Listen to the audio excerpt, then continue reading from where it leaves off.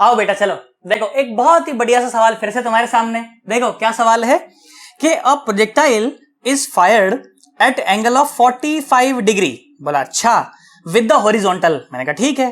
बोला elevation angle of the projectile at its highest point as seen from the point of projection is.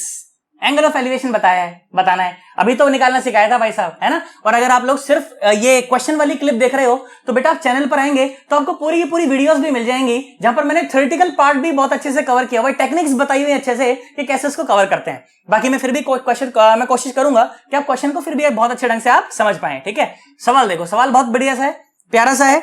45 degree से छोड़ा है, बोला कि एंगल ऑफ एलिवेशन बताना है हाईएस्ट पॉइंट पर। ठीक है, आओ चलो, मैं ऐसी आशा कर रहा हूं एक बार हम लोग खुद से भी ट्राई कर चुके हैं कि नहीं कर चुके यार, है ना। आओ मेरी बात सुनो, देखो ध्यान से देखो।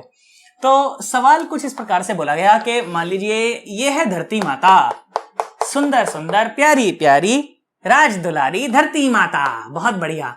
और एंगल कितना 45 डिग्री, और कुछ भी मान लो यू रफ्तार से इसको ऐसे छोड़ा होगा तो पार्टिकल ऐसे गया होगा ना, बहुत बढ़िया। अब पार्टिकल बोला जब अपने हाईएस्ट पॉइंट पर है ना, यहां पर है, जब पार्टिकल अपने हाईएस्ट पॉइंट पर है उस समय एंगल ऑफ एलिवेशन बताएं। एंगल ऑफ एलिवेशन जानते हो क्या है? एंगल ऑफ एलिवेशन ये है, देखो मैं थोड़ा सा बनाने का प्रयास करता हूं। ठीक है, थोड़ा सा लाइन खींचनी है, ये है ना, ये यहां से अपन इसको ऐसे मिलाते हैं। ठीक है, ये मिला दिया मैंने। तो माने जब इस ओ पॉइंट पर खड़ा होकर के मैं जब पी को देखूंगा तो डायरेक्टली एक तो ये लाइन और एक ये लाइन, है ना। मैं पी को देख रहा हूं तो एक तो ये लाइन और एक ये लाइन, ये जो एंगल है ना, ये एंगल जो है ना, ये एंगल कहलाता है angle of elevation. Angle of elevation बेटा वो एंगल नहीं है जिससे पार्टिकल को छोड़ा गया था, वो तो एंगल ऑफ प्रोजेक्शन है। क्या है? वो तो एंगल ऑफ प्रोजेक्शन है। और पार्टिकल ने ऐसा पाथ लिया था उस समय, है ना, ऐसा पाथ लिया था, उई उई उई उई उई उई, फिर यहां पर पहुंचा था पॉइंट पी पर, है ना। परंतु एंगल ऑफ प्रोजेक्शन क्या है, एंगल ऑफ एलिवेशन क्या है? क्या आप डायरेक्टली जब उसे देख रहे हो ना, तो ये जो एंगल बना है, ये जो एंगल बना है अल्फा, ये जो एंगल बना है अल्फा, ये है वो एंगल ऑफ एलिवेशन। ये मुझे बताना है, बात समझ आ रही है? पक्का हाईएस्ट पॉइंट पर बताना है, ऐसा बोला गया। तो हाईएस्ट पॉइंट पर अगर बताना है तो बेटा ये जो हाइट है ना, ये जो हाइट है ये है एच मैक्स। ये जो हाइट है ये क्या है? H max. और अगर ये एच मैक्स है तो पक्का पक्का देखो पूरी दूरी तो आर है ना, रेंज है ना, तो पक्का पक्का ये कितना है? ये है r/2, रेंज का आधा। आई होप हमें बात समझ आ रही होगी।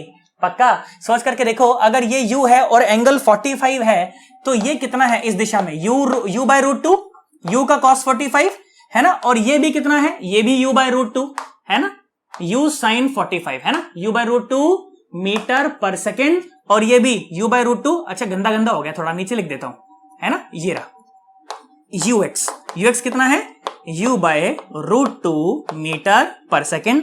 और uy कितना है? uy कितना है? ये भी इतना ही है, u/√2 मीटर पर सेकेंड। बोला ठीक है, बात खत्म।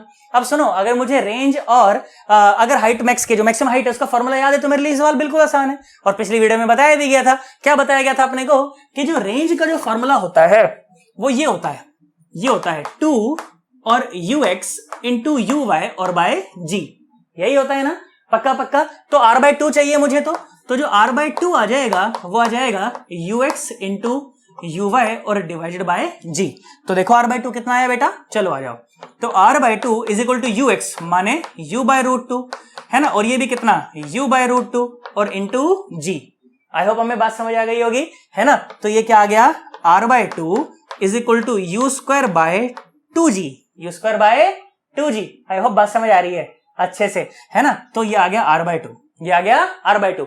और एच मैक्स क्या होता है? बताया गया था पिछली वीडियो में कि जो एच मैक्स होता है वो होता है uy² और बाय 2g, uy²/2g। बताया था कि नहीं बताया था? अरे u² sin² θ/2g, वही तो uy है, तो u²y और बाय 2g। चलो आ जाओ, वैल्यू पुट कर लो, है ना, वैल्यू पुट कर लो। तो uy कितना है? वो तो है u/√2।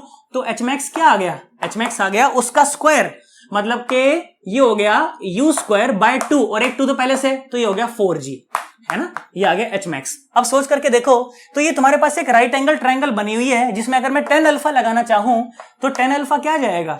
tan अल्फा आ जाएगा एच मैक्स और by r/2। H max by R by two, ये तो है यार H max by R by two. भाई साहब बहुत बढ़िया है ना। अगर ये फॉर्मूला में किसी को दिक्कत आ रही हो तो चैनल पर आकर के मेन वीडियो देखना, उसमें यही तो सब बताया है भाई साहब के कैलकुलेशन को कैसे फास्ट करते हैं। अब मैं यहां पर थीटा पीटा लिखने बैठूंगा तो गड़बड़ा जाएगा मामला, हाँ ना बोलो भाई साहब, टाइम बहुत ज्यादा लग जाएगा। इसलिए तो शॉर्ट तरीके से हम लोग सॉल्व कर रहे हैं। और अगर दिक्कत आ रही है इसको सॉल्व करने में, अगर चाहते हो कि तुम भी इतना शॉर्ट तरीके से सॉल्व कर पाओ तो आओ चैनल पर भाई साहब, देखो उसे, है ना। अरे यार हाँ ना बोलो भाई साहब। अगर बच्चे कोई क्वेश्चन की क्लिप देख रहे हैं तो भाई साहब आओ चैनल पर उसे देखो, और जो मेन वीडियो में देख रहे हैं उनकी तो मौज हो रही है भाई साहब, उन्हें तो मजा आ रहा होगा बिल्कुल एकदम, है ना। आओ सुनो ध्यान से देखो। तो tan अल्फा बहुत बढ़िया। एच मैक्स कितना हो गया, ये हो गया यू स्क्वायर बाय 4g। और देखो ये उल्टा हो जाएगा ना, तो देखो 2g तो चला जाएगा ऊपर और यू स्क्वायर चला जाएगा नीचे। भाई साहब देखो ध्यान से देखो, तो ये आया 2 और यू स्क्वायर ने यू स्क्वायर को मार दिया, तो एंगल ऑफ एलिवेशन क्या आ गया, ये आ गया tan इनवर्स 1/2। tan inverse 1/2। देखो कौन सा ऑप्शन मैच कर रहा है, देखो कौन सा ऑप्शन मैच करा। ये तो भाई साहब डी ऑप्शन मैच कर गया कि angle of alpha is equal to कितना हो गया, angle of elevation tan inverse 1/2।